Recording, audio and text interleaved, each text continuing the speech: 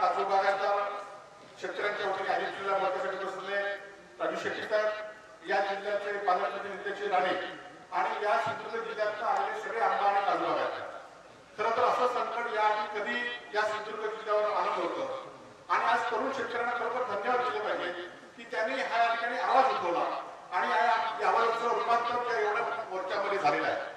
मग अशी राजू शेट्टी यांनी सांगितल्याप्रमाणे ठोस सरकारने भूमिका घेतली पाहिजे. या सरकारकडे या शेतकऱ्यांनी कधी मागितलं नव्हतं.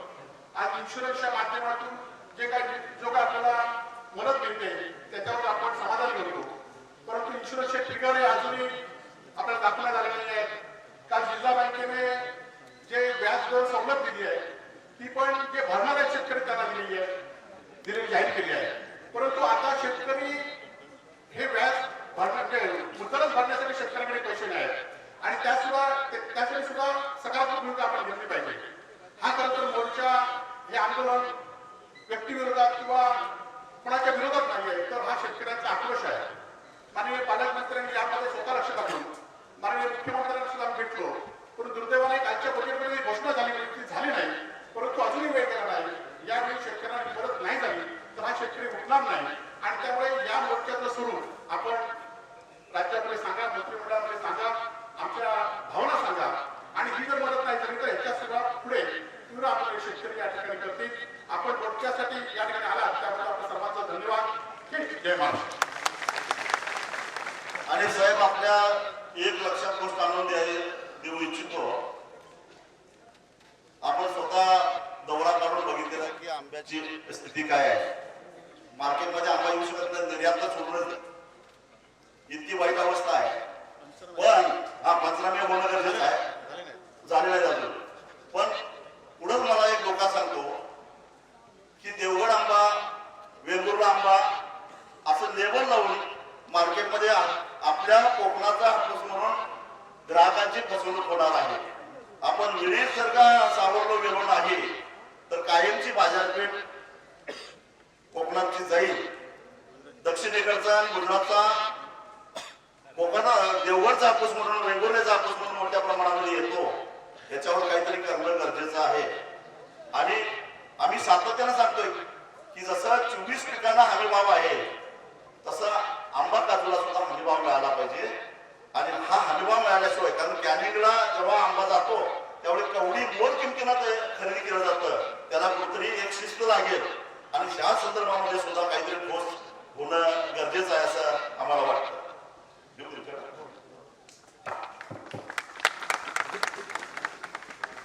मंचावर उपस्थित असलेले सन्माननीय राजू शेट्टीजी,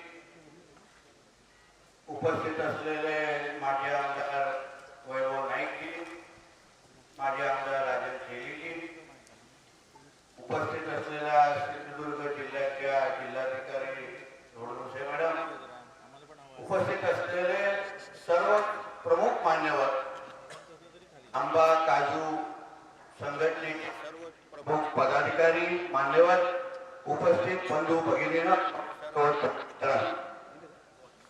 आज आपल्या सिंधुदुर्ग नगरीमध्ये भव्य असा आपल्या सगळ्यांचा मोर्चा आपण इथे काढलेला आहे.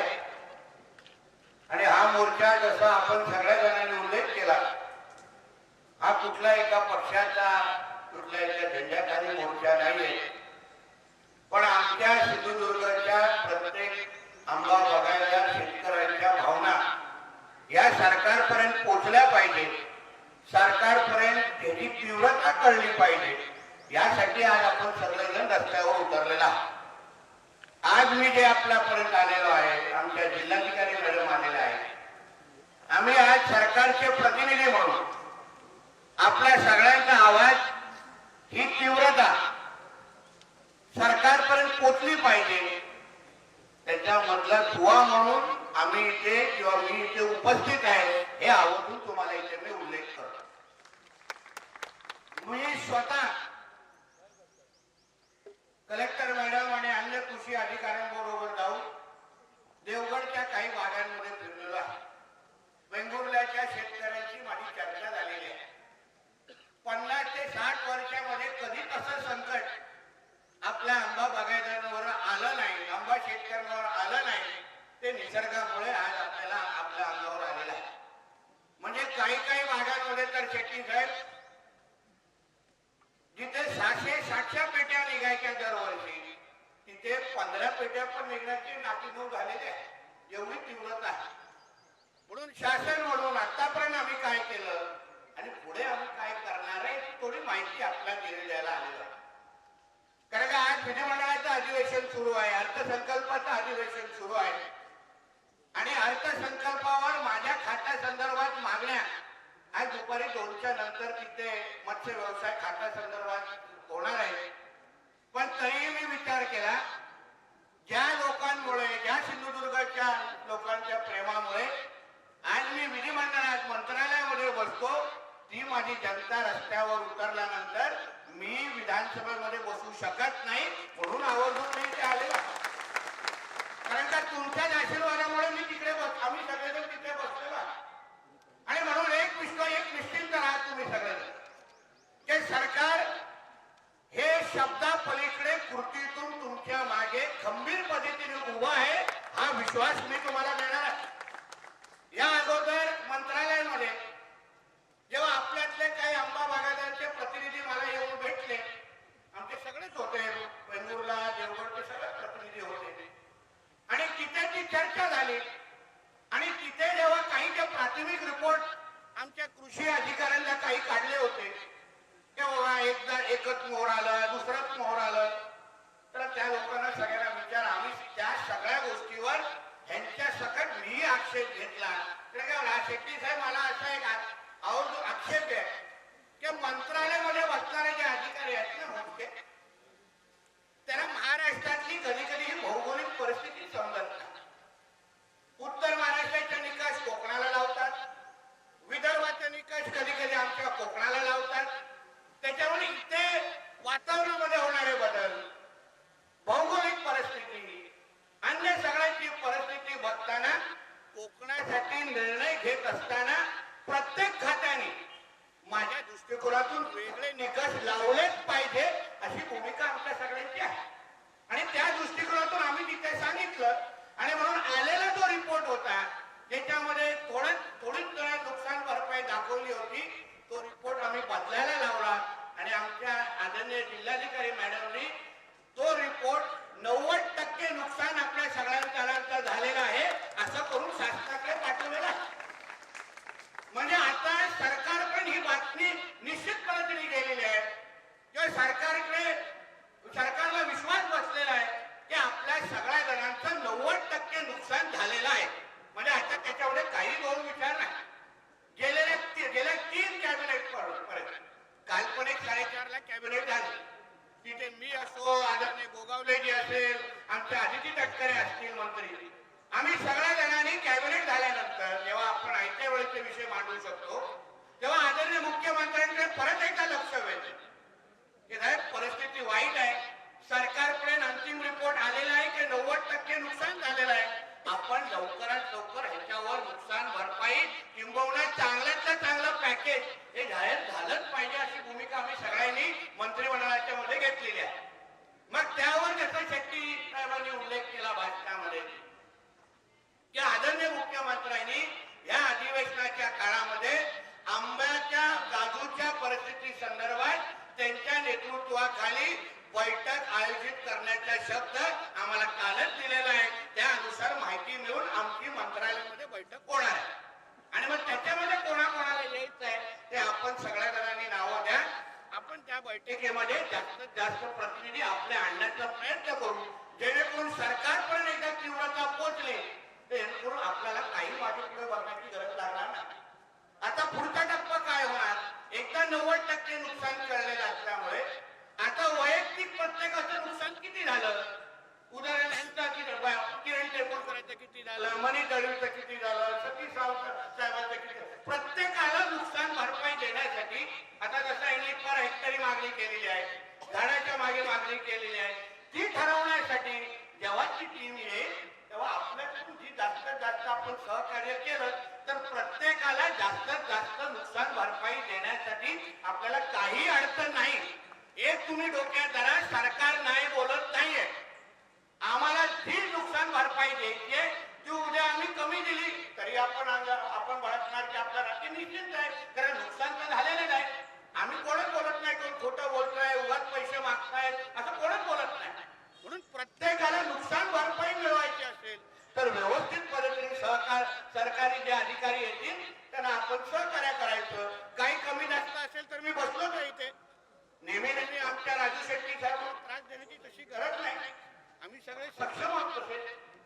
जेणेकरून उगाच ते कोल्हापूर येऊन सगळा आपला त्रास करून घेणार हक्काने सांगू शकतात आम्हाला. आम्ही काही आणि त्यांनाही विश्वासात घेऊ. शेवटी ते मोठे नेते आहेत, देश पातळीवर खासदार म्हणून काम केलेले नेतृत्व आहे. म्हणून त्यांचं मार्गदर्शन त्यांचं सहकार्य आपल्याला निश्चित पद्धतीने गरजेचं आहे. आणि म्हणून मी आपल्याला विश्वास देतोय. काही इन्शुरन्सच्या संदर्भात कोणते विषय आहेत, अन्य जे काही विषय आहेत, मी तुम्हाला सरकारच्या वतीने मी विश्वास देतो सरकार कुठेही कमी पडणार नाही. लवकरात लवकर तुम्हाला मदत देऊ. तुम्हाला परत रस्त्यावर उतरण्याची गरज भासणार नाही एवढी काळजी आम्ही निश्चित पद्धतीने घेऊ, हा विश्वास तुम्हाला मी देतो. नाही तर तुम्ही आणि आम्ही आहोतच. आता एवढं सोशल मीडियाचा जमाना आहे, कोण काय खोटं बोलून जाऊ शकत नाही. लगेच तुम्ही व्हिडिओ दाखवाल मला काय होत आहे, त्याहून भाषण तावातावणी केली, कुठे झाली आमची मदत नाही. आपण पारदर्शक पद्धतीने काम करणारे लोक आहोत. त्याचबरोबर आदरणीय राणे साहेबांनी काही दिवसा अगोदर जसे शेट्टी साहेब दिल्लीला गेले, आपले खासदार राणे साहेब आहेत, ते आदरणीय कृषी मंत्र्यांची स्वतः बोललेले आहेत, पत्रही दिलेलं आहे. आणि येणाऱ्या आठवड्यामध्ये एक अजून एक शिष्टमंडळ दिल्लीला जाऊन कृषी मंत्र्यांना पण भेटून केंद्र आणि राज्याची मदत एकत्र म्हणून आपल्या आंबा शेतकऱ्यांना कसं भेटेल यावर आम्ही सगळेजण लक्ष घालून जास्तीत जास्त मदत मिळवणार आहोत. म्हणून त्याच्याबद्दल निश्चिंत राहा. दोन्ही बाजूने किंवा ना चाहू बाजूने. आता तुम्ही जिल्हा बँकेची पण मदत बघितली. जो जितकं शक्य मदत करू शकतो तेवढी मदत आपल्याला करण्याची तयारी आमच्या सगळ्यांची आहे. नकारात्मक कोणच नाही कोणच बोलत नाही. फक्त आपली जे काही सहकार्य असेल ते सहकार्य आपण सगळेजण करतच आहात, करणारच आहात. हे आम्ही विरुद्ध तुम्ही नाही, हे आपण आहे. आपण कोकण म्हणून बोलतोय, आपण सिंधुदुर्ग म्हणून बोलतोय. आवर्जून मी इथे का आलो, कधी कधी माझी साहेब तक्रार आहे, काही एक दोन जे अधिकारी आहेत त्यांना थोडं आम्हाला जास्त समजवायला लागतं. संच मान्यताचा विषय होता. आम्ही जेव्हा मंत्रालयामध्ये बैठक घेतली आम्हाला कळलं तेव्हा उत्तर महाराष्ट्राचे निकष कोकणावर लावत होते, त्याच्यावर आक्षेप घेतला आणि बदलून घेतला. विचारा काही शिक्षक मंडळी आपल्याकडे आहे. म्हणून सांगतो ह्याच्यावर तोडगा निश्चित पद्धतीने निघण्याचा तुमचा अधिकारच आहे. नुकसान झालं नाही कधी नाही तर आमच्या आंब्यावर काजूवर हे संकट आलेलं आहे. आणि म्हणून आमच्या देवेंद्र फडणवीस साहेबांचं सरकार, आमचं महायुतीचं सरकार पूर्ण ताकदीने तुमच्या बरोबर उभा आहे. हा विश्वास मी आजच्या निमित्ताने तुम्हाला देतो. पण त्याचबरोबर एकही जाता विनंती करेन. आता एक परिस्थिती अशी आहे की एकाची वाघ आहे आणि दुसरा शेतकरी आहे. मदत जी आहे ती एकाला देणार, बरोबर आहे ना.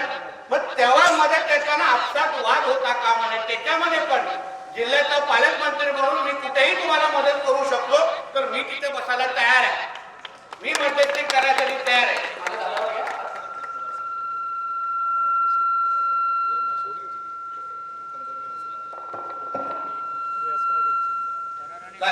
म्हणून बोलतो आपण जेव्हा 2-4 दिवसांमध्ये मंत्रालयाला भेटू ना, ते मुख्यमंत्र्यांच्या बैठकीमध्ये नोंद करून टाका.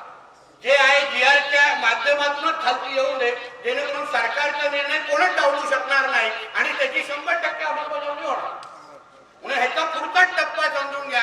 मंत्रालयामध्ये भेटायचंय. आदरणीय राज्याचे प्रमुख मुख्यमंत्री साहेब आपल्या बरोबर बसतील, सगळे काही विषय समजून घेतील आणि जास्तीत जास्त मदत जी आपली हक्काची आहे ती आपल्यापर्यंत मिळवून देण्याची तयारी आमची आहे. एवढाच विश्वास देण्यासाठी मी आलेलो आहे. शेवटी सरकार आम्ही काय तिथे मुंबईत बसून आता आक्रोश आमच्या विरुद्ध होऊ शकत नाही. आम्ही तुमच्या बरोबरच आहे. आम्ही सरकारच व्यासपीठावर आल्यानंतर आक्रोश करायचं कोणाच्याबद्दल, कारण सरकार सहकार्याच्या भूमिकेमध्ये आहे. चांगले रिपोर्ट वरती जात आहेत, 100% नुकसानीचे रिपोर्ट जात आहेत. म्हणून तुम्ही निश्चिंत राहा, आरामात आपण घरी जावा. जेवणाची सोय मी ऐकले शरद कृषी भवनला केलेली आहे. भरपेट जेवा आणि घरी जावा. तुम्ही निश्चिंत राहा. पुढचे निर्णय अनुभवी सगळे लोक आहेत. आहेत, मोठे साहेब आहेत, आम्ही सगळेजण आहोत. आम्ही ताकदीने सर्व पक्ष आहे, एक कोणाचं एका पक्षाचे नाही, जे जे व्यासपीठावर आहेत ते सगळे तुमचे शुभचिंतक आहेत, सगळे तुम्हाला मदत करतील आणि सरकार म्हणून आम्ही ताकदीने तुमच्या बरोबर उभा आहोत एवढा विश्वास तुम्हाला आजच्या निमित्ताने देतो. इथेच थांबतो. जय हिंद, जय महाराष्ट्र. कट्टर हिंदुत्ववादी नेता, कोकणचा ठाणेवाड, सिंधुदुर्गचा पालक माननीय नितेशजी राणे साहेबांचा. कालच कॅबिनेट मध्ये झाल्यामुळे मला कदाचित सोमवार मंगळवारचा अंदाज आहे, पण तारीख कळू. फक्त तुमचे एक शिष्टमंडळ पहिल्यापासून तयार ठेवा. खरं तुम्ही आता सीएम आणि सगळ्यांवर मिटिंग घेतलेल्या आहेत. पहिलं ते निवडकच लोकांना परवानगी देतात, सगळ्याच लोकांना देत नाही. त्याच्यामध्ये कोकणातले सगळे आमदार पण असतील, मंत्री असतील आणि 2-4 लोक असतील. त्याचबरोबर एक मागणी आमची, जी काही आपण कमिटी केलेली आहे म्हणजे राज्याने पाहणी अहवाल देण्यासाठी, त्यामध्ये शेतकरी नेते म्हणून राजू शेट्टी साहेबांचा समावेश व्हावा त्या समितीमध्ये. आमच्या जिल्ह्यातलं कोण प्रशासकीय असेल ते कोणाला त्रास मंत्री देतात? साहेब आपण आहात, पण शेतकरी नेते म्हणून बाकीचे नेते आहेत ना?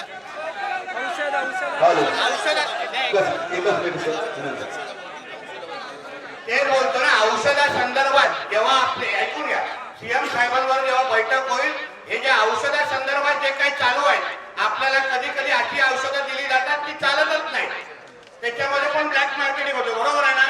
तर तीही आपल्याला थांबवायची आहे. म्हणून एकदाच त्याच्या बाबतीचं धोरण ठरवू आणि ते सगळ्या गोष्टी थांबू, जेणेकरून जी औषधे येतील ती काम करणारीच पाहिजे या दृष्टिकोनातून करू.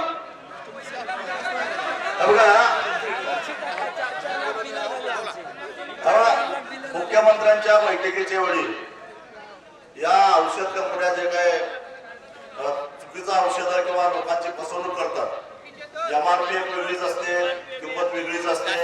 हा, हे जे फसवणूक आहे या संदर्भामध्ये कृषी खात्याचं जे क्वालिटी कंट्रोल आहे किंवा बाकीचे जे यंत्रणा आहे त्यांनी कडक पावलं उचलावेत यासाठी मुख्यमंत्र्यांचा पालकमंत्र्यांचा आदेश देणं गरजेचं आहे. त्याचबरोबर आता या औषध दुकानदारांनी उधारी वसूल करायला सुरुवात केली आहे, पिकत नाही आहे. माझी राणे साहेबांना विनंती आहे की त्यांना जरा दम काढायला सांगा, नाहीतर पिकलं तेव्हा लुटलं, देणं घेणं पिकलं असं म्हणायची पाळी आमच्यावर नका.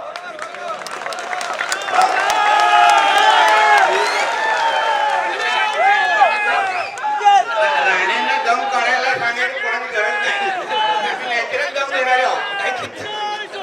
तीच दलाल सुद्धा, दलालांची एक साहेब बैठक घ्या आणि दलालांनी व्याज लावलेलं आहे, या व्याजाच्या संदर्भामध्ये कडक भूमिका नंतर त्यांच्यावर आम्हाला सावकारीची गुन्हे दाखल करावे लागते. तेवढे त्याला आपण जे काय बोललात त्यानुसार मुख्यमंत्र्यांच्या बैठकीच्या बरोबर काही ज्या या बैठका घ्यायच्या आहेत ते पण आपण जिल्हा लेवलला घेऊ. मग ते कंपन्या असतील, जे काही इन्शुरन्स वाल्यांबरोबर पण आपल्याला एकदा बसायला लागेल. ते सगळ्या बैठका त्या निमित्ताने घेऊन तुम्ही निर्णय घेऊ शकता.